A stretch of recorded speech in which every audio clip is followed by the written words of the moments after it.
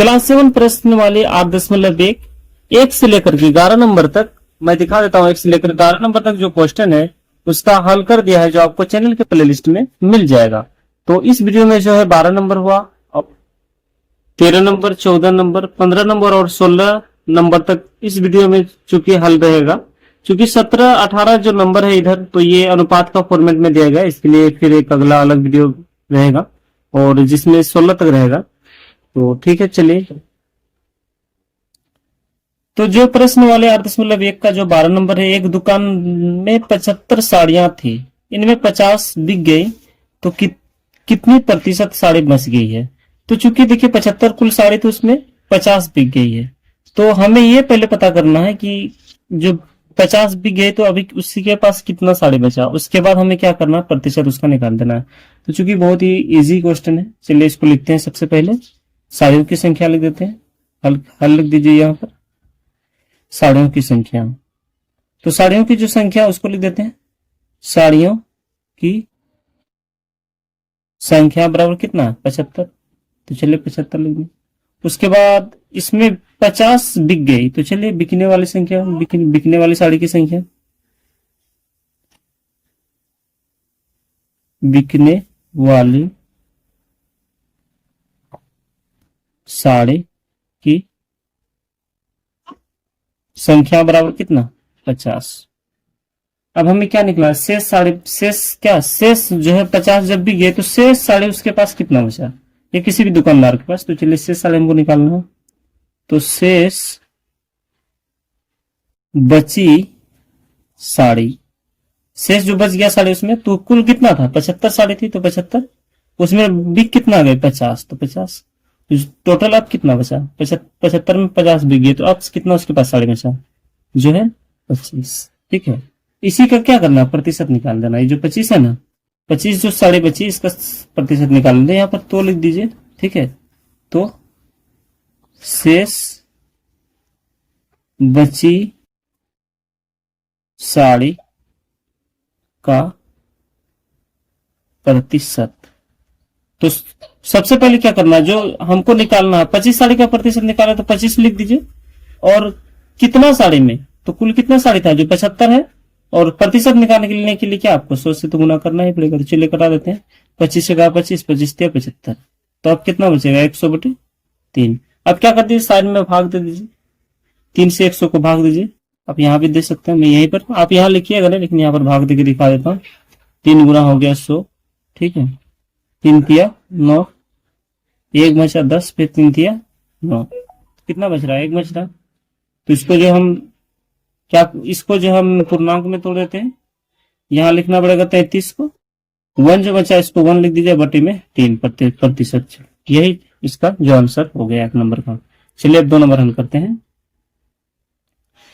2 number का जो question है वो देख लीजिए। एक विद्यालय में कुल 150 विद्यार्थी हैं, 120 विद्यालय प्रतिदिन आते हैं। 120 जो बच्चे हैं ना विद्यार्थी, वो प्रतिदिन आते हैं, कितने प्रतिशत विद्यालय नहीं आते हैं। तो चलिए इसका प्रतिशत निकालना है। 150 तो विद्यार्थी कुल है उस स्कूल में, जिसमें 120 प्रतिदिन आते हैं, और बाकी जो नहीं आते उसका हमको प्रतिशत निकालना। तो चलिए विद्यार्थियों की संख्या पहले निकाल लेते हैं। विद्यार्थियों की संख्या, विद्यार्थी की संख्या कुल कितना है, 150। चलिए 150, जिसमें प्रतिदिन आने वाले विद्यार्थी की संख्या एक बार निकाल लेते हैं।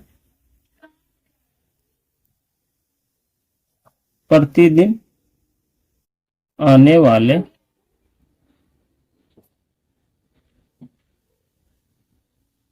विद्यार्थियों की संख्या, तो प्रतिदिन जो विद्यार्थी आता है वो कितना आता है, 120। 120 जो है विद्यार्थी प्रतिदिन आता है। अब नहीं आने वाले कब, तो शेष हम क्या करेंगे, प्रतिदिन नहीं जो आता है उनका निकाल लेते हैं। प्रतिदिन नहीं आने वाले लिख दीजिए, ठीक है, संख्या।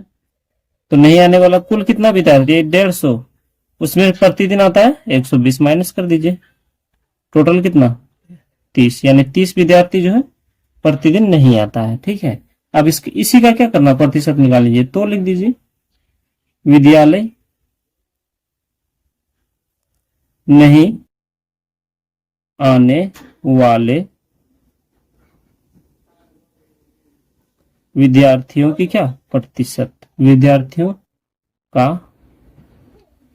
प्रतिशत। प्रतिशत निकालने के लिए क्या करना पड़ेगा, ये जो कुल हमको जो निकालना है, इस 30 जो नहीं आते उस विद्यार्थी का, तो 30 जो है ऊपर में लिखिए और कुल विद्यार्थी कितना उसको नीचे में लिख दिया 150, और प्रतिशत निकालने के लिए 100 से गुना। चलिए 0 0 कर दिया। अब जो कटेगा 15 दूना 30, तो अभी यहाँ पर 10 बचा, 10 दूना 20% है। यानी ये समझ लीजिए कि 20% विद्यार्थी प्रतिदिन नहीं आते हैं। प्रश्न संख्या 14, एक ब्लाडर में 10 लीटर पानी था, छेद होने के कारण 8 लीटर पानी निकल गया, तो बचे पानी का प्रतिशत ज्ञात कीजिए। चलिए एक ब्लाडर था जिसमें क्या 10 लीटर था और 8 जो है लीटर छेद होने के कारण बह गया, तो हमें क्या करना है, बाकी जो बचा है उसका प्रतिशत निकाले। चलिए लिख देते हैं इसका, ब्लाडर में पानी, ब्लाडर में कितना पानी था, ठीक है, ब्लाडर में जो पानी था कुल 10 लीटर, 10 लीटर लिख दीजिए, ठीक है। उसमें क्या छेद होने के कारण कितना 8 लीटर बह गया, तो चलिए उसको भी लिख देते हैं, यहां लिख दीजिए छेद होने पर निकले हुए पानी, छेद हुआ ना तो उसके कारण कितना निकला 8 लीटर। हमें क्या निकालना है, शेष निकालना है, शेष पानी अब कितना बचा है, तो शेष पानी बराबर 10 लीटर था जिसमें 8 लीटर बह गया, तो कितना बचा 2 लीटर। हमको इसी का क्या करना, प्रतिशत निकालना, तो लिख दीजिए शेष पानी का प्रतिशत, बस यही हो गया, शेष पानी का प्रतिशत। तो शेष पानी का जो प्रतिशत किसका निकालना है 2, और कुल कितना पानी था 10, और 100 से गुना करना प्रतिशत निकालने के लिए, 0 0 कट गया, 10 दूना 20%। चलिए ये भी कितना निकला 20% जो है पानी अभी बचा हुआ है। चलिए अब 15 नंबर सोल्यूशन करते हैं। 15 नंबर का ये जो है क्वेश्चन है, 1 किलो आलू का मूल्य 8 रुपया था, मूल्य में वृद्धि होने के कारण प्रति किलो आलू का मूल्य 12 रुपया हो गया, तो प्रतिशत वृद्धि ज्ञात कीजिए। चलिए आलू का मूल्य पहले कितना था उसका हमको निकाल लेते हैं। आलू का मूल्य जो है 8 रुपया था, और क्या हुआ बाद में वृद्धि हो गया, ठीक है, वृद्धि जैसे हुआ ना, वृद्धि होने के कारण 12 रुपया होगा। चलिए हम वृद्धि होने के कारण कितना हुआ, वृद्धि के बाद आलू का मूल्य लिख दीजिए, वृद्धि होने के बाद आलू का मूल्य कितना हो गया 12 रुपया हो गया, ठीक है। तो हमें क्या करना, मूल्य कुल निकालना है क्या, अब कितना रुपया जो है वृद्धि हुआ वो हमको निकालना है। तो चलिए मूल्य में वृद्धि लिख दीजिए, तो मूल्य में कितना वृद्धि हुआ, जैसे 12 रुपया अभी है और पहले आलू का कितना था 8 रुपया, तो 4 रुपया जो है क्या हुआ मूल्य में वृद्धि हुई। इसी का हमको क्या करना, प्रतिशत निकालना, तो लिख दीजिए यहां पर मूल्य में वृद्धि का प्रतिशत, ठीक है, मूल्य में वृद्धि का प्रतिशत निकाल दीजिए, तो 4, और कुल पहले आलू का दाम कितना था 8 रुपया, ठीक है, प्रतिशत निकालने के लिए 100 से गुना करना पड़ता है। चलिए गुना कर देते हैं, यहां पर आ जाएगा 8 का आधा 4, कितना 50, 4 4 कर गया तो कितना बचा 50, तो जो है 50% लिख दीजिए, ठीक है, यही जो इसका आंसर हो जाएगा। प्रश्न संख्या 16, पेट्रोल का मूल्य प्रति लीटर 60 रुपया था, मूल्य में कमी होने के कारण प्रति लीटर 50 रुपया हो गया, तो घटे हुए मूल्य का प्रतिशत ज्ञात कीजिए।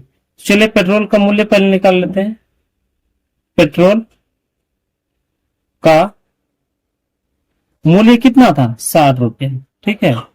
अब क्या हुआ मूल्य में कमी होने के कारण, तो मूल्य में कमी होने के कारण कितना वो भी हमको निकाल लेते हैं, मूल्य में कमी होने के कारण पेट्रोल का मूल्य, ये लिख दीजिए, ठीक है, पेट्रोल का मूल्य में कमी होने के कारण कितना होगा 50 रुपया हो गया, ठीक है।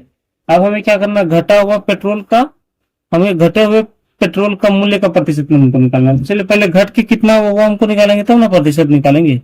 घटा हुआ